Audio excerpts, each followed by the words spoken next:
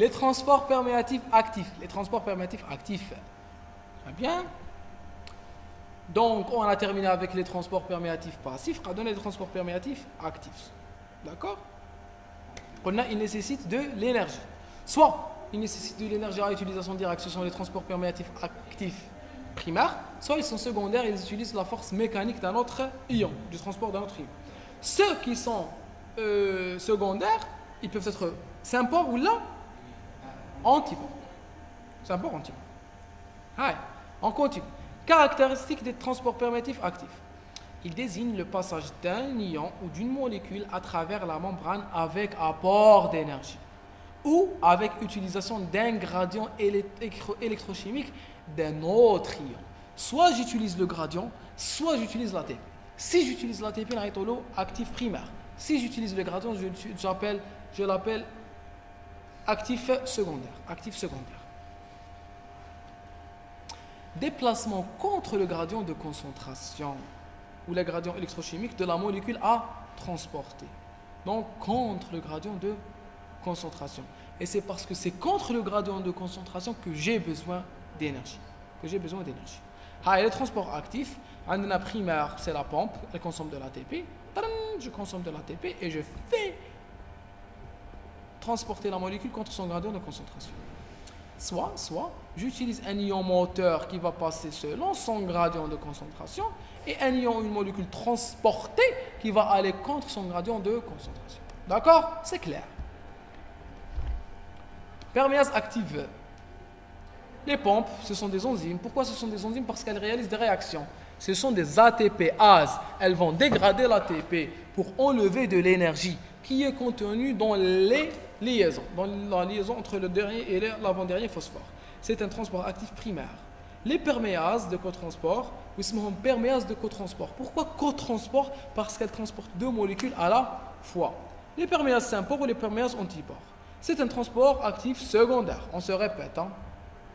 Sympore, antipore ou l'énergie direct, actif. C'est le système couplé, mais un transport actif secondaire. Il est primaire, il est secondaire. Caractéristiques des perméases actives. Présentent des sites spécifiques pour les molécules à transporter, qui met les perméases passives. Ça ou là, qui met les perméases passives. Sont doués d'allostérie, qui met les perméases passives. Leur orientation dans la membrane indique le sens de transport, qui émet les perméases passifs. Utilisent de l'énergie. Ça, c'est la différence entre les perméases actives et les perméases passives. Transportent des molécules contre le gradient de concentration et le gradient électrochimique. Donc, la seule différence entre les perméases actives et les perméases passives sont le fait que l'une nécessite de l'énergie et l'autre pas, et sont aussi que l'une transporte contre le gradient de concentration et le gradient électrochimique, et l'autre selon le gradient électrochimique et le gradient de concentration. Vous avez une question? On continue. Le transport actif primaire. Concerne les échanges d'ions. L'énergie est formée par hydrolyse des molécules d'ATP. L'énergie est fournie par l'hydrolyse de l'ATP. Exemple, l'ATPase H+, l'ATPase CA2+. l'ATPase CA2+, هذه نلقاوها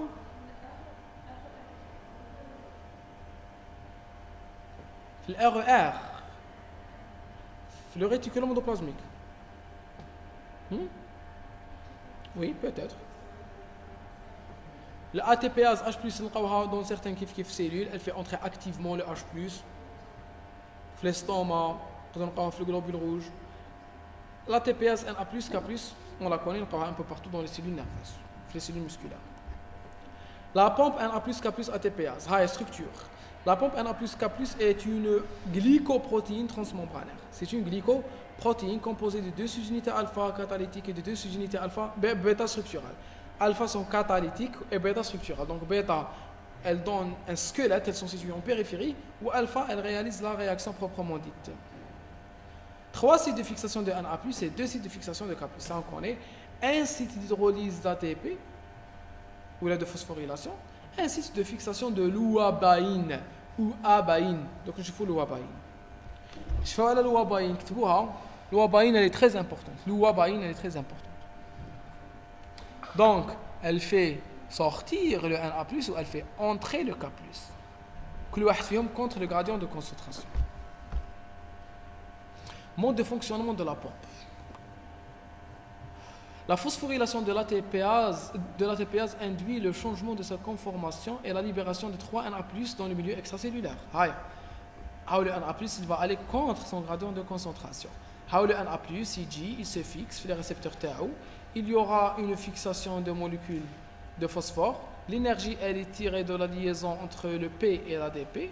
Au moment hop, il y aura changement de conformation qui fera en sorte qu'il y ait une libération de Na+ dans le milieu extracellulaire.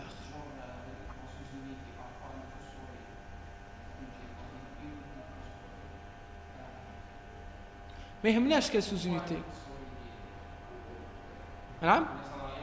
Si, il y a une phosphorylation. Va donner le phosphate à la molécule. Très bien, il va la phosphoryler. Le fait qu'elle soit phosphorylée, elle va changer de conformation. Donc, elle dépend d'un ligand, d'accord? Elle dépend d'un ligand qui est le P, où l'énergie, elle est située au niveau de la liaison entre le P et l'ADP. Maintenant, la liaison, tu as l'ATP. La déphosphorylation de la pompe induit la libération des deux K+ dans le milieu intracellulaire. Donc, là, quand phosphorylé, qui te phosphorylate, خرجت le Na+, ou دخلت le K+, ou maintenant, hop, le phosphore va se détacher. En se détachant, la forme initiale, elle va faire entrer le K+ en retournant à sa forme initiale. D'accord? Est-ce que c'est clair? C'est facile.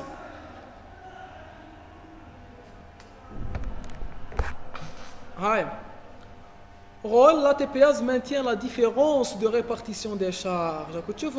Elle maintient la différence de la répartition des charges responsable du potentiel de repos membranaire. Elle contrôle par ce rôle le fonctionnement des canaux de fuite. Donc c'est elle qui permet, malgré la présence de canaux de fuite, le maintien d'une différence de potentiel. Le maintien d'une différence de potentiel.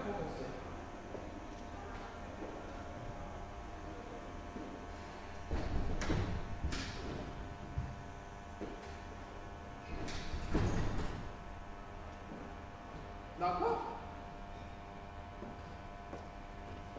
On avait mentionné le Wabaïn, c'est une drogue cardiotonique. Cardiotonique bloque l'entrée de K+ et donc le fonctionnement de la pompe. Elle bloque l'entrée du K+. Donc elle empêche l'entrée du K+ à l'intérieur de la cellule. Le Wabaïn. D'accord? Donc elle va bloquer le fonctionnement de la pompe. Je fais aller à l'ouabaï, d'accord?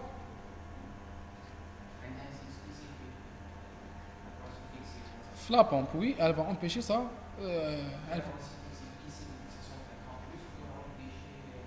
Oui, elle peut jouer, je ne sais pas exactement, ils n'ont pas dessiné. Ça, elle peut jouer le rôle de compétitif du K+.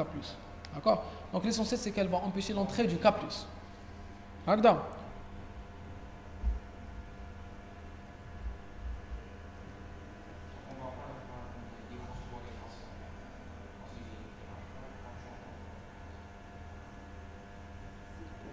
Non. Le mécanisme, oui, parce que le transport du Na+, il est normal. Elle va bloquer l'entrée du K+. Elle peut soit jouer un rôle de compétiteur, soit changer le mode de fonctionnement de la pompe. Je ne sais pas exactement qui fait elle fonctionne. L'essentiel, c'est qu'elle empêche l'entrée du K+. D'accord? C'est pas important. Elle empêche l'entrée du K+. Transport actif secondaire, vous voulez le cotransport. Transport actif secondaire, cotransport ou transport couplé.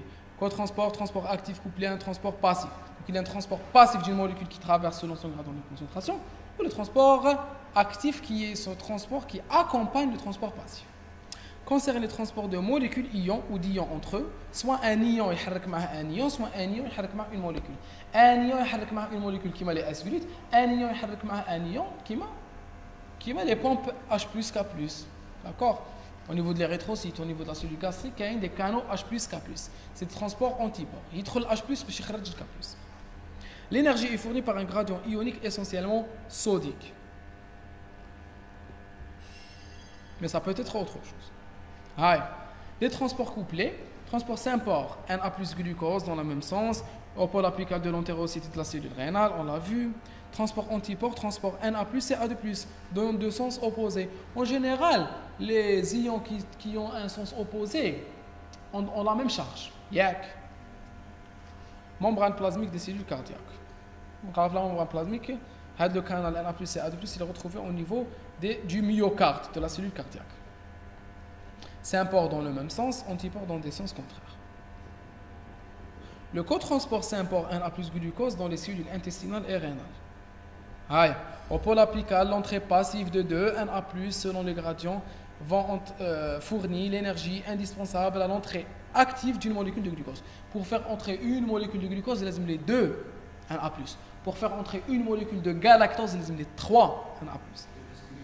Les S-glutes au niveau du pôle apical de la cellule entérocytaire ou de la cellule intestinale. Étape de cotransport Na+ glucose à travers le S-glute. Le Na+, il se fixe sur son récepteur. D'accord?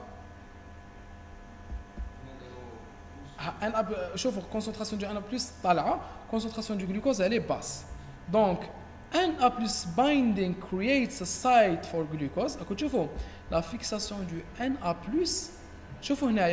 la région, elle n'est pas creusée. Lorsqu'il y a eu fixation du Na+, elle s'est creusée. Donc, il y a eu un changement de conformation par la fixation du Na+. Très bien, il faut qu'il y ait une fixation du Na+, bêche, il y a un changement de conformation, bêche, il y a fixation du glucose, bêche, il y a une entrée des deux. Glucose binding changes carrier conformation. Donc, la fixation du glucose donne un site, la fixation du Na+ donne un site au glucose, la fixation du glucose change la conformation. Une fois la conformation changée, les deux sont libérés. Na+ released into cytosol, glucose follows, donc il y aura une entrée du Na+ où le glucose va le suivre. Na+ is then actively transported out of the cell. Le Na+ va sortir vers le côté basal. Par quoi? Non. Le Na+. Le Na+. Très bien. Le Na+ is then actively transported. Donc il va sortir activement par la pompe. Sinon, très bien. Sinon, il y aura une accumulation du Na+ intra-entérocytaire. Donc le Na+ que j'ai fait entrer, je dois le faire sortir aussi.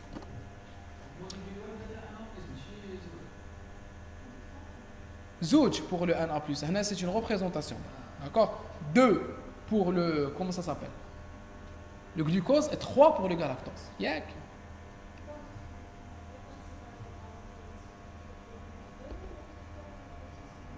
Pompe. Vous confiez à la pompe. Oui. Le pôle basal des entérocytes comprend une pompe. Très bien. La localisation sélective des deux types de transporteurs du glucose au sein de deux pôles membranaires de l'entérocyte est essentielle au transport orienté à la transcytose, le passage à travers la cellule, et constitue un excellent exemple de polarité structurale et fonctionnelle. Donc j'ai eu une polarité structurale qui a donné une polarité fonctionnelle. La polarité structurale, c'est quoi? C'est la présence de récepteurs différents, c'est la présence de transporteurs différents au niveau des deux pôles. Donc c'est une polarité structurelle. La polarité structurale, elle a donné une polarité fonctionnelle. C'est quoi la polarité fonctionnelle? C'est au niveau apical, j'ai une entrée, au niveau basal, j'ai une sortie. يوجد دائما علاقة بين بنية ووظيفة البروتين. L'activité du transporteur S-glute est déterminée par l'ATPase Na+K+ basal. Voilà. Au pôle basal, qu'est-ce qu'il y a? Une pompe. Cette pompe maintient un gradient électrochimique de Na+ à travers la membrane apicale en libérant activement le Na+ le tahta. Donc malgré l'entrée apicale, il y a une sortie.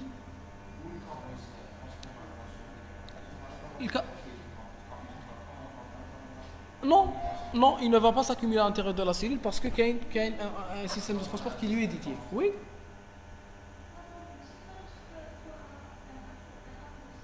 et alors? خفتي على لا سيلول تخرج 3 وتدخل 2. Elle a un potentiel طبيبه. هي la pompe le fonctionnement تاعها وفي الاخرى. Comment ça s'appelle? La cellule nerveuse. La pompe elle existe. Mais comment elle est équilibrée? تخرج 3 Na+. وشحال دخل؟ وين دخلهم؟ K+, oui, et alors? C'est quoi la question? C'est quoi votre question? Oui, voilà. J'avais bien compris, oui. قلت لك دخل 2 Na+ وتخرج 3. علاه ما ينقص وراه الواحد. Je vous donne un exemple. فا cellule nerveuse كاين لا بومب تخرج الان بلس بواش تدخلو شحال يدخل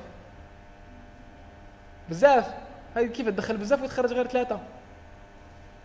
Elle est équilibrée par les concentrations. Elle ne travaille que lorsque j'en ai besoin. Donc elle peut, il faut savoir que la pompe, déjà, son travail, il est régulé par le nombre de pompes. انت عم بتلك كل جلوت عندها بومبه تحتها معناتها هي تخدم une glute تخدم une pompe. Non. Donc c'est régulé par le pardon, c'est régulé par le nombre de pompes. 1. 2. C'est régulé par la vitesse de travail de la pompe. Je peux augmenter la vitesse de travail de la pompe, comme je peux la diminuer. Par exemple, au cours de la phase d'hyperpolarisation, il y a un potentiel d'action, j'ai une dépolarisation, ou bien j'ai une repolarisation. La repolarisation, il y a une hyperpolarisation, un retour à la normale. L'hyperpolarisation, où ça fait de la phase? Ça une hyperactivation de la pompe. L'hyperpolarisation, elle est due à un arrêt retardé de la pompe K+, des canaux K+, ions dépendants, potentiels dépendants. Donc il y aura une hyperactivation de la pompe qui va les faire sortir. Donc je peux augmenter la vitesse du travail. Mais si chaque glute a l'équivalent de comment ça s'appelle?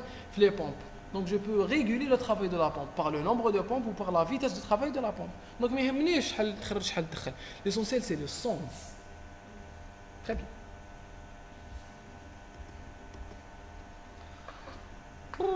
En libérant activement des molécules de Na+ hors de la cellule, le glucose transporté activement à la lumière vers l'intérieur du asculite ressortira au pôle basal.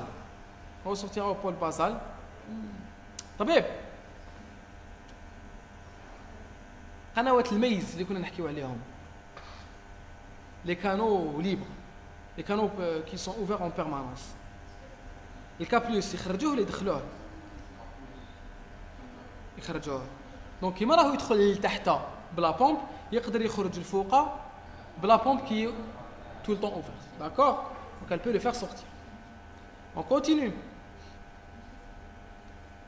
Le glucose transporté activement de la lumière vers l'intérieur des S-glutes, vers l'intérieur par les S-glutes, ressortira au pôle basal par la glute 2.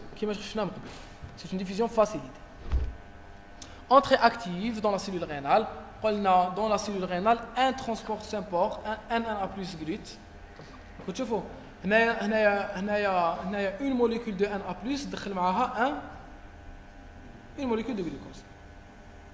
وراهم لي glutes هذوما راه S-glute 2 parce que كاين S-glute 1 وكاين S-glute d'accord في la cellule rénale. Transport antiport Na+ et A2+ dans les cellules cardiaques. La régulation de la force de contraction des cellules cardiaques est assurée par la perméase antiport Na+ et A2+. Pourquoi? Parce que le Ca2+ est impliqué dans la contraction. Ce transport peut être inhibé par les inhibiteurs de la pompe Na+, K+, K2-loabaïne. Oui.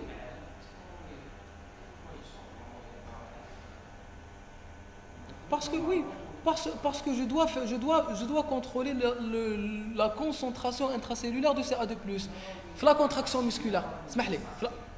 La dépolarisation, la contraction musculaire, que ce soit le muscle cardiaque ou le muscle strié squelettique. Qu'est-ce que je fais? Je crée un potentiel d'action. Le potentiel d'action va ouvrir les sarcosomes et va ouvrir les canaux Ca2+ qui font entrer le Ca2+. Ça, est-ce qu'on est d'accord? Quand je veux arrêter la contraction, je chasse le Ca2+. Je le chasse de la cellule et je l'emprisonne dans les sarcosomes. Donc je dois pouvoir faire sortir le Ca2+. Attention. Je dois pouvoir faire entrer le Ca2+, oui, mais ça, je dois aussi pouvoir le faire sortir. Et justement, ce canal, il est impliqué dans la sortie du Ca2+, mais aussi dans son entrée. L'entrée, c'est des ligands, c'est des canaux potentiels dépendants. Ça, parce que c'est la dépolarisation qui induit l'ouverture. Mort? La contraction musculaire, la fixation à l'active.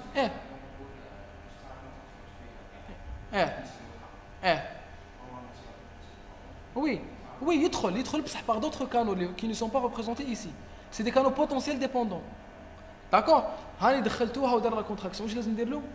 نخرجوا. دوك راني نهضر على لي زيون، على لي كانون اللي يخرجوا سي ا دو بلس. داكور.